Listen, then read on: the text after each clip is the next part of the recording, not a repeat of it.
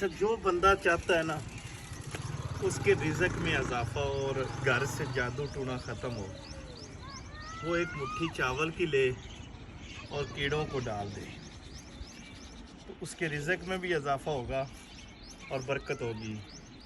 इमाम अबू हनीफा रहमतुल्लाह अलैह के पास एक शख्स आया और उसने कहा मेरे घर में कीड़े नहीं हैं। तो आपने फरमाया चलो जाओ मैं आता हूँ। जब आप वापस गए उसके घर में तो आपने बोरी आटे की और गंदम ये वो उसके घर में दी, तो शागिर्दों ने पूछा हुजूर ये क्या माजरा है? तो आपने फरमाया कि जिस घर में रिज़्क नहीं होता वहाँ पर कीड़े नहीं होते, तो लिहाजा जिस घर में रिज़्क होता है वहाँ पर कीड़े ज़रूर होते हैं। थोड़ा सा आगे आएँ और कीड़ों को देखें। हमने अपने घर के सामने ये कीड़े रखे हुए हैं, अल्लाह की तरफ से हैं, हमने तो नहीं रखे, लेकिन ये अल्लाह की तरफ से आए हैं। हम इनकी खिदमत इंशाअल्लाह ताला रोज़ाना करते हैं।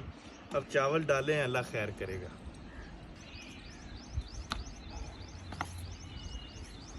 अच्छा, जो बंदा चाहता है ना उसके रिज़्क में इजाफा और घर से जादू टूना ख़त्म हो, वो एक मुट्ठी चावल की ले और कीड़ों को डाल दे, तो उसके रिज़्क में भी इजाफा होगा और बरकत होगी।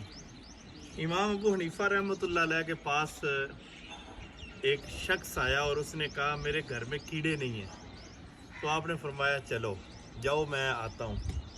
जब आप वापस गए उसके घर में तो आपने बोरी आटे की और गंदम ये वो उसके घर में दी, तो शागिर्दों ने पूछा हुजूर ये क्या माजरा है?